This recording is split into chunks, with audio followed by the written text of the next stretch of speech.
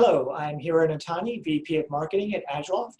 Welcome to this IACCM Vibe Summit presentation titled Russell Investments Transforms its Global Contracting Process During a Pandemic. First, a little housekeeping. The session is 40 minutes long. Please submit your questions in the webinar platform and we will answer them online in text chat. Now I'd like to introduce Morgan Walt, Manager Global Sourcing and Procurement at Russell Investments. Morgan, welcome. And perhaps start by telling us a little bit about Russell Investments and your role. Set the stage for us. What were the drivers for installing a contract management system? Hi, Hiro. Thanks so much. I'm glad to share with you all today. So a little bit about Russell Investments. We are a leading global investment solution partner, as well as working with institutions, financial advisors, and individual investors through financial intermediaries. And really our goal is to improve people's financial security. We've got some great stats on the slides here with some good sources, but overall we are a very large, complex organization with offices all around the world and many legal entities based off of what services we might be providing and where we might be providing those around the world. Go ahead and go to the next slide. Thanks, Hiro. So a little bit about me. There's a lot of detail here and you're always welcome to find me on LinkedIn. But really, I live and breathe contracts. I love the process and the organization of that. I have over 5 years of experience in commercial agreements. I've led multi-million-dollar SaaS cloud purchases and implementations, as well as working in many other contracts such as human resources and search options. Before I came to Russell Investments, I did contracts for the largest healthcare organization on the United States West Coast. So I was in healthcare and now I'm in the financial industry working on behalf of the 5th largest investment consultant firm in the world. I really focus in on procurement and sourcing, but also technology, data privacy, and cybersecurity. So a little bit about where we are, where we've come from, where we're headed. So where we are today, or where we were when we started looking at a contract lifecycle management tool, is that we had a lot of individuality. We had a lot of folks who were doing great things. It's not like folks were doing poor work, but there just wasn't a standard process. And so there was not a standard experience for our business partners when they came to us. They get a different experience based on who they were engaging with. There was also a difference in that process and timing for that engagement. So how long does it take to do something and what are the steps that have been done for each of those? There's also just, without a good contract lifecycle management tool, if you're receiving requests via email and working your way through them and trying to send updates in email, you just have a really hard time tracking all of the work and providing transparency to those business partners and others who might be a part of that process. We also then didn't have a standard for forecasting and planning. It's really hard to forecast and plan what's coming up for renewal. How many renewals are we going to need to handle in Q3 if you don't have a system that shows you what all the end dates are. We also had a little bit of, to each their own, as I say, systematically. Each department stored their own things. We have a lot of different types of contracts, and so it became very siloed. In the procurement contracts were stored in one place that was already at end of life, but at least an on-prem software repository. We had client contracts being stored in a file share program. And we had our other contracts like subcontractor partner contracts, as well as those myriad extra little contracts all around the company that were just in network folders on, and it was who had access and taking the time to get access. And then how do you search a whole folder and know what's active, what's current, what's the latest. We also then had copies of contracts in various locations, right? So finance needs to know what's in the contract, so they get a copy of it. And now we have 2, and we're trying to figure out which one's the current copy. We also had planning and budget copies for procurement contracts. So a great example here is that we used a tool to help hunt, gather, and then deduplicate everything that we had pulled together. And we pulled together over 75,000 documents, identified that 35,000 of those were unique. So all the rest were just duplicates of those same 35. And then of those, only 25,000 were PDFs or image files, so most likely to be active contracts. So that's one of the challenges when you don't have a centralized location. And that's what led us in large part to our search. But we want to talk a little bit about what else was the problem that we were trying to solve for. So we had a lot of struggles. As I just mentioned, there's multiple places to search. Hey, was that copy saved in my email? Was that put into that storage system? Was that saved in a different folder? And so you're spending a whole bunch of time just trying to put your hands on that document. When it comes to renewals, there's limited documentation of the negotiations from the last time. So then when you're trying to renew this time, you pick up a piece of paper and say, why is that term there? Or why did we agree to this? Or why did we agree to that? And you don't have that documentation. It makes it challenging to do that next negotiation. I don't have to tell you guys how much time can be spent on simple tasks like, do we have an NDA with this company? Hey, can I get a copy of that contract? What's our termination notice period? Very, very simple things that without a centralized tool can take a lot of time just to answer those questions. We also found that during vendor audits, we have a duplication of that process. Each team might be going to the exact same counterparty, asking for the exact same report, and storing it separately and not talking to each other that, hey, we already have this report from this company. And that can be really frustrating for that counterparty. And so having a central place where we can capture all of those is going to help that internal collaboration. And then, as I said, we're a global company. So you hit a point where there's a loss of time waiting for business hours. My Sydney office has to wait until I come into the office, where it's practically the next day for them. My London office, I have to wait until they get a chance to view my email and then come back to me. And so that ends up being a loss of time and potentially loss of productivity because we're waiting on business hours globally. So that's a little bit about what led us to where we were today. So here I'm going to go to the next slide, which is a little bit about our key engagement. One of the beauties of this project that I've been a part of with Russell Investments and just had the utmost pleasure to have support from the top. That makes a huge difference. I tried bringing something into play at my last company and there were competing systems already in play. And so we didn't have that same level of support. Where in this case, we were able to have this being something that our COO identified as a need, and having that support from the beginning and throughout this whole process has been great. We also really want this to be a central tool for all of our contracts, but also for all the internal collaboration. So it was really key to get a lot of folks into the conversation and engaged. So we have folks from our compliance and records retention. We have our finance folks for both planning and accounting, because again, we're looking at both procurement and client contracts. Our IT folks help us make sure we set the system up right and that it works with our network and our infrastructure. We also, obviously, I'm part of GSP. We had support from our global sourcing and procurement, both in terms of the sourcing itself for those workflows and also the contracts, which is what I handle.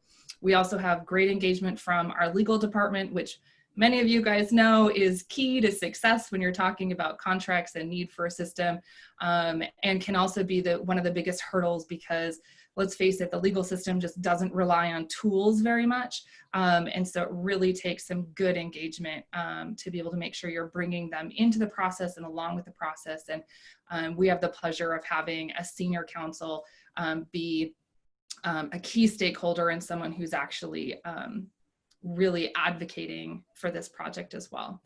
And then we have our client onboarding for operations and contracts. So again, that's kind of the counterpart to the sourcing and procurement for our client contracts. But that's a lot of cooks in the kitchen. All good things, but it takes a lot. So what were we looking for when we were looking for a contract system? Poor hero, I'm answering all your questions for you. These are all things that as you read this slide, I'm guessing there's going to be a whole bunch of nodding wherever you're watching this from, at work or at home, or hopefully a couple of you might be on the beach while you're watching this. But really, it's about improving a proactive contract management process. We really focused on the contracting life cycle. So it's not just about having a repository that we throw stuff like a file cabinet, but really being a tool for the day-to-day support of the process itself. So the initial due diligence, when the request comes in, what document do we author? Where do we start for first draft? The negotiation process within that, with workflows for internal collaboration, as well as where is the document at? Is it with the other party or is it with us? The approval process with workflows. As you guys know, every company has a different approval process. There's so many if-then variables, but having a system that can at least help and support all of those questions and answers would be really key to success for us, as well as then again, that renewal process, having alerts in advance. Hey, this is coming up for renewal. Do you still want it? Are you still using it? Should we renew it? And of course, having a repository is very important. We certainly don't want to forget that part. We also wanted to have more around our request management for our internal process, and to have good data in a tool that could provide us reporting and analytics about what are our contracts, what are the different categories, category management, being able to have team management by just what are we working on, and having a team manager being able to see what their people are working on, as well as being able to get in some other analytics. I can't wait to be able to have a whole quarter where I say, I'm going to look at all of our contracts that are X years old and see if we should be refreshing them, just purely from a document freshness standpoint. So really we were looking for flexible, scalable, cost-effective. Of course, we're not here to spend a whole bunch of money. We're here to just spend the right amount of money to get a good tool. And we really wanted to have a global solution that facilitated our practices across the board within the enterprise. So Morgan, that's great. So how did you convince stakeholders? How did you get executive buy-in for your system? A lot of stories. So when we were identifying the need, we really wanted to talk about what are we trying to accomplish. And when we were going through the process of requesting, hey, we'd like to bring in a new tool. Many of you might know how much we have there. Yeah, that's a perfect slide. And so I spent a lot of time whenever we get an email that was like, hey, we're not using this tool anymore. I want to go ahead and end that contract. And we would get that 3 days after the termination notice period had closed. And so then we had to go back to that partner and say, we're sorry, you have to renew this next year because you missed your termination window and it's on auto renewal, which are both things that, of course, we have all kinds of policies and procedures in place to avoid, but there's plenty of contracts out there that don't quite meet that best practice. And so I would take that email and I would just tuck it away in a folder in my inbox so that then when we were building out that business case, I could provide specific examples. Yes, I'm asking to spend money over here for this tool, but here's an example where we spent money because we didn't have the tool. And so that I think had a lot of impact. We also really talked about, with identifying the need, what do you want? If you could build your dream world, I actually used the could you wish upon a star, what would you ask for? Especially for some of our folks that, you know, have 5, 10, 15 years experience in sourcing and contracts and negotiations. What are things that you would find helpful? What are things that in your day-to-day you say, I just wish I had X, or I just wish we could do Y.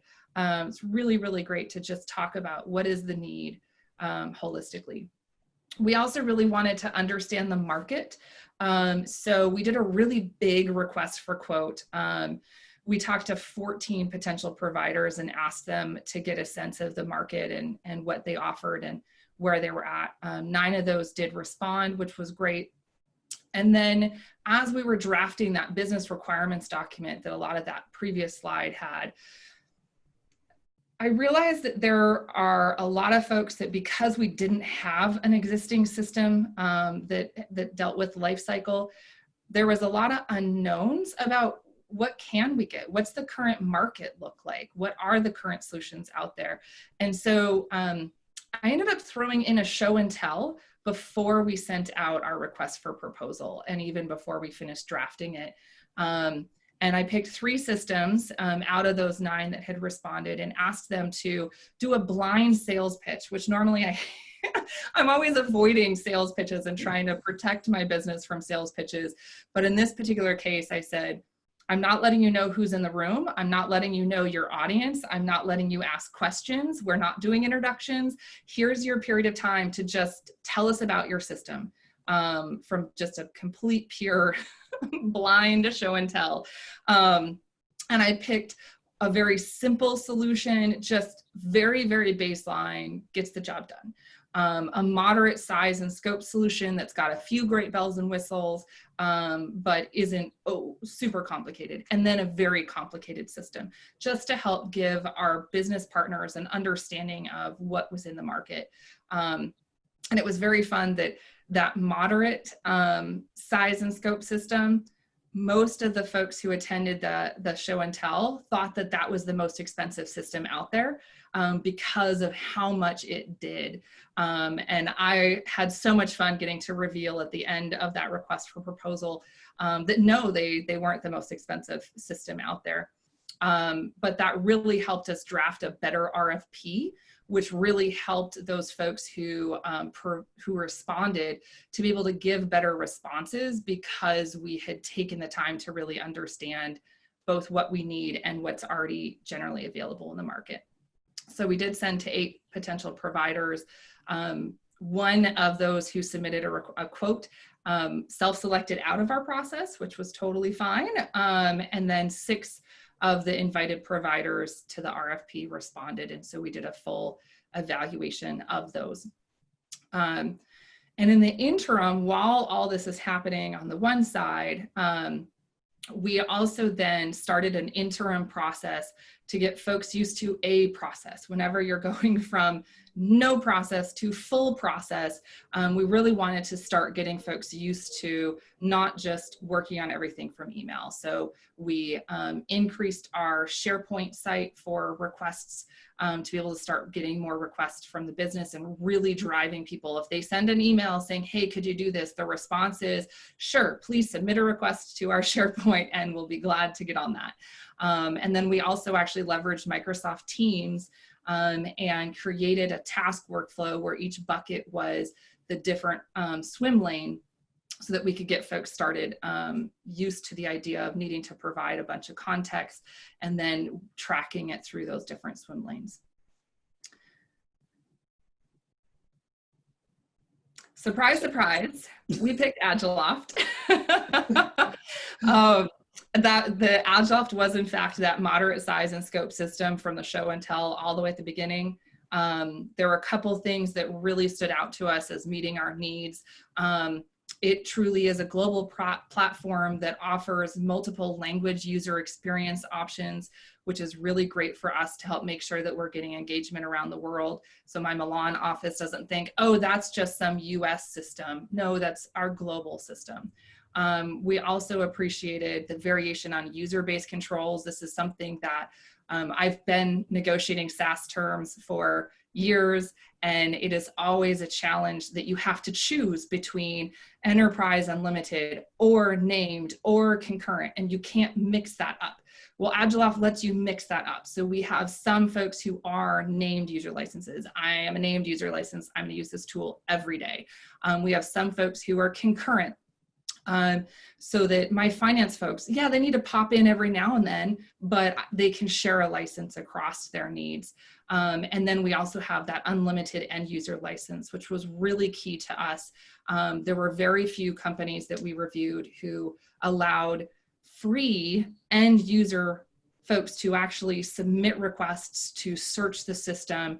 Almost every other system that I've looked at in a number of years charges for that. And that made a huge difference in our pricing model. Just as a quick side note for folks who may not know the difference between named and concurrent, if you think about a parking garage, you have X number of spaces in the parking garage.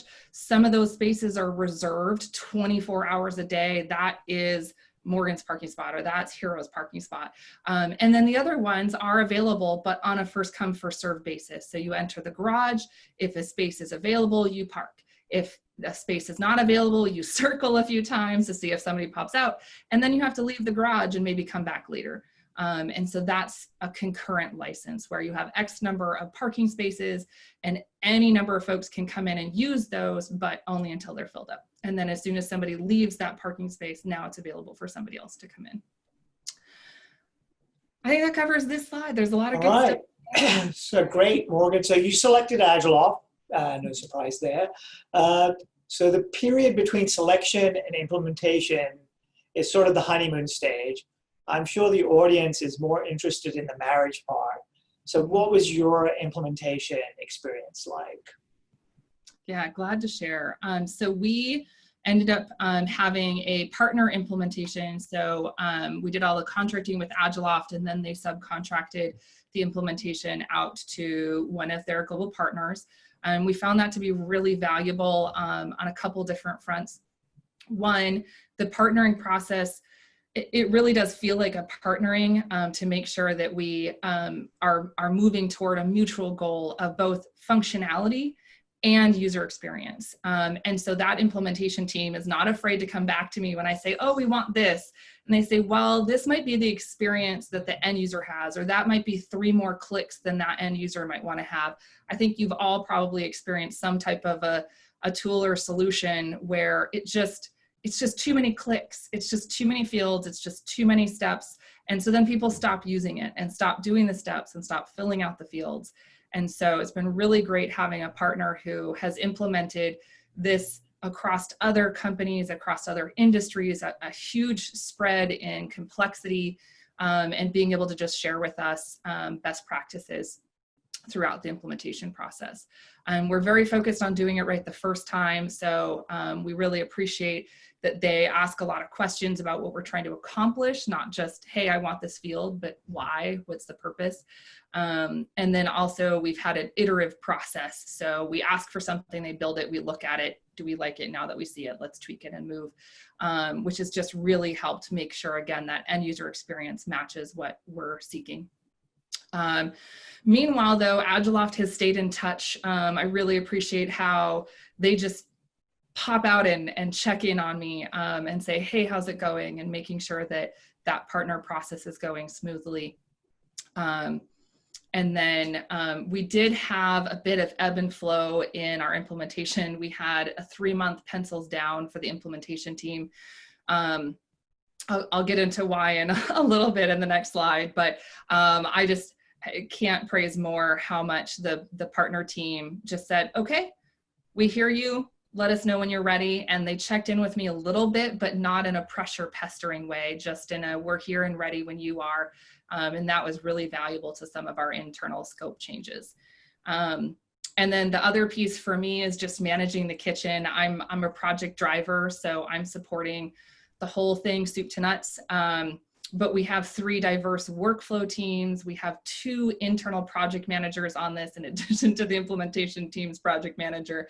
We have 2 key stakeholders, and there's probably a partridge or maybe even a dove thrown in there too.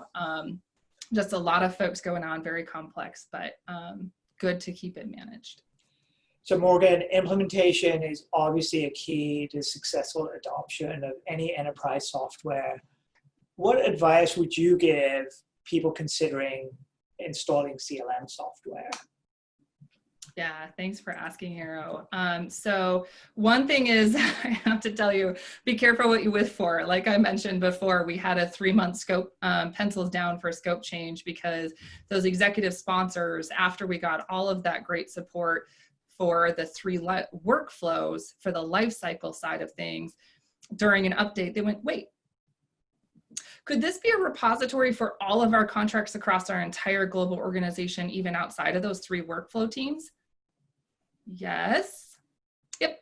So we got to have a scope change to increase all of it. And we got to spend 3 months playing what I call the hunting and gathering, which was going out to everyone. We literally had the COO send an email out saying, submit your contracts to this team. And we went and hunted and gathered over multiple months to pull all of those contracts into one place, just our active contracts. Believe it or not, that number 70,000, that was asking for just active contracts.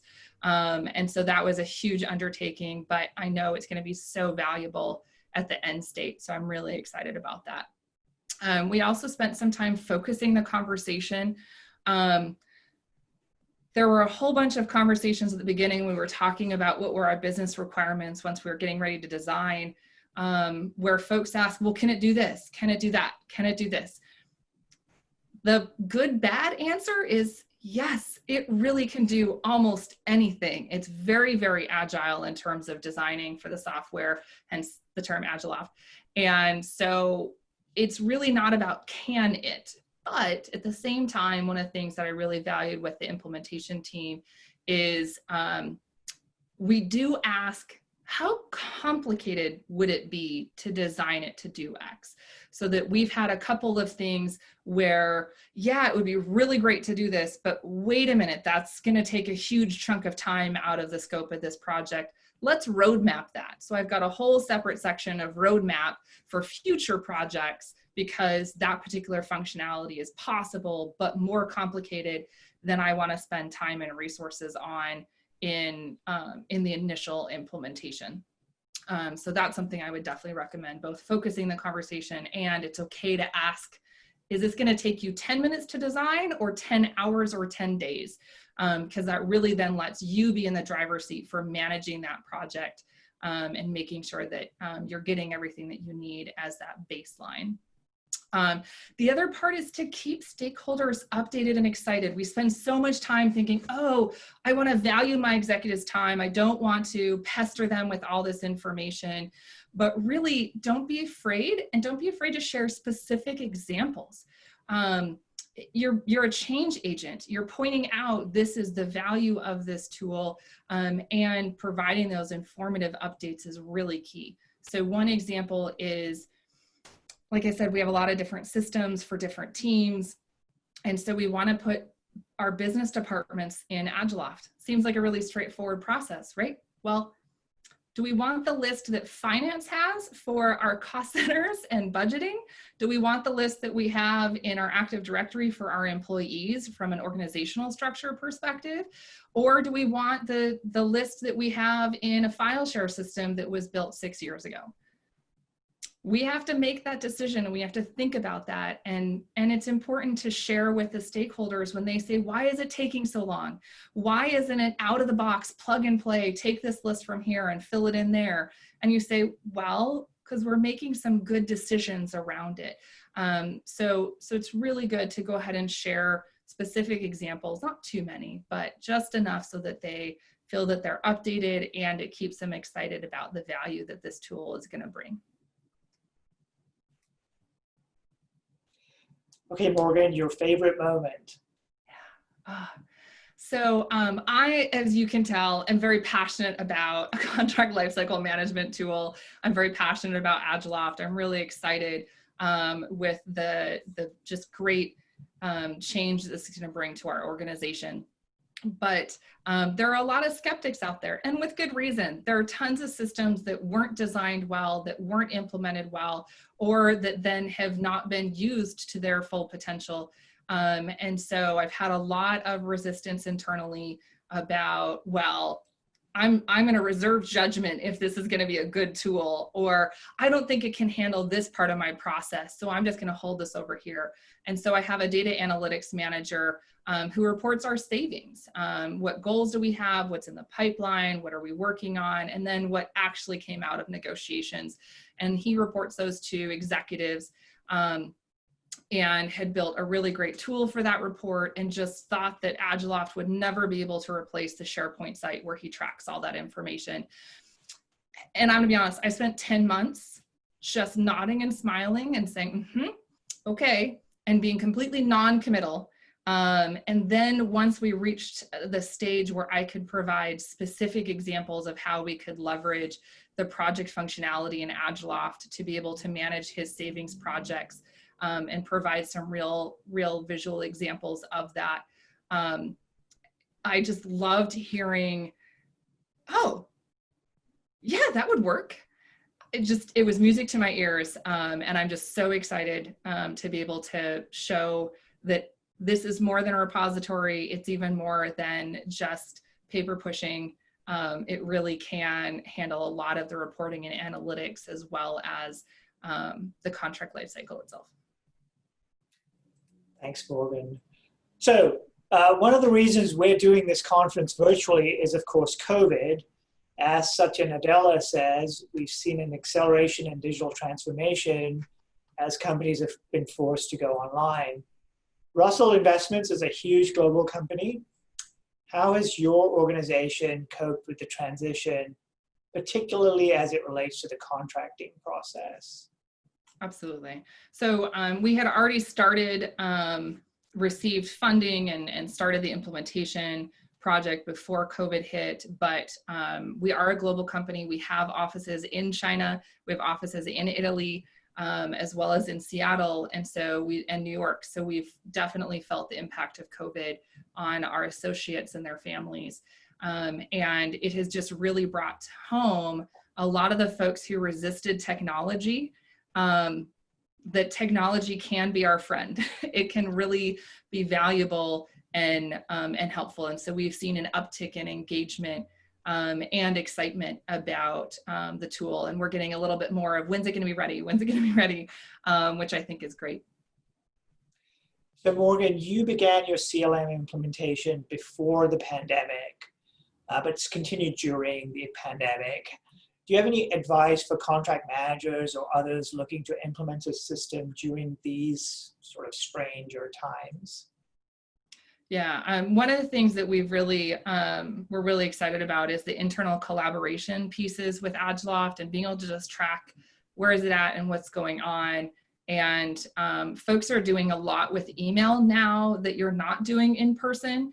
And so that also means that emails can get lost. And the Agiloft system, we're using tasks on each contract record to be able to handle internal collaboration so that we can readily see, has the question been asked and has it been answered? And was there any follow-up so that we don't have to worry about those things getting potentially lost in emails. Great, thanks, Morgan. You know, from our perspective, we see a lot of, obviously a lot of customers implementing CLM. So from our perspective, here's some advice, factors to consider. Morgan, you mentioned a lot of this, but here are some of the things we advise as well. The first is be clear about the benefits you expect. What is your primary motivation for buying a system? Is it to save money from vendors, minimize legal or regulatory exposure? Or is it a full enterprise system that integrates with your ERP and CRM to give you all the data you need in a single pane of glass? Your immediate need will, to a large extent, determine the system you choose. And there's nothing wrong with starting small and working out all the kinks before you make a big investment. I would say that if you do start small or the department-specific system, make sure the system you choose scales both to other departments and as the company grows. You don't want to rip out and replace a system just when you're starting to derive some of the benefits. Usability and customizability are big. These are just as important as the features in the system. Like with any software, user adoption will play a big role in how successful your deployment is. So, you know, if people don't use it, it doesn't matter how great the system is. You should consider customizability as a component of usability. You don't want to have people, you don't want to ask your people to change their established work processes to accommodate new software. So the more easily the software can be adapted to the way your teams work, the better. And then Morgan, you talked a lot about this. Implementation is just as important as the software itself. So make sure you do your due diligence.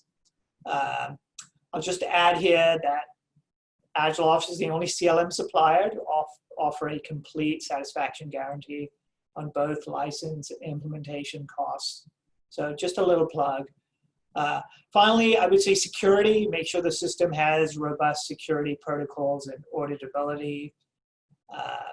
Finally, cost. It's not the only factor, but it is an important consideration. So thank you again, Morgan. Great presentation. We can see how detail oriented you are from the presentation.